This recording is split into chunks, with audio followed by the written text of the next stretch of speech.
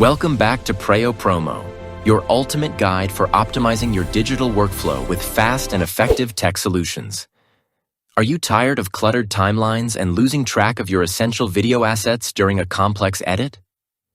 Today, I'm showing you the pro-level secret to mastering the library system inside Camtasia to accelerate your workflow.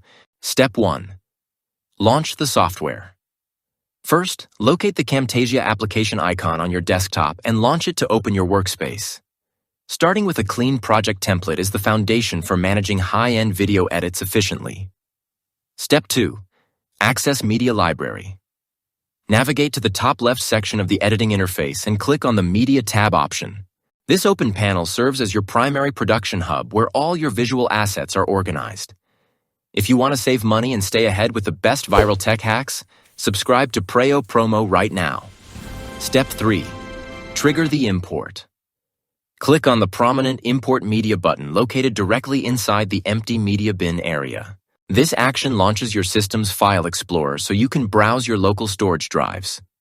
Step 4. Select project assets. Highlight the exact images, raw videos, and audio files you want, then click Open to load them.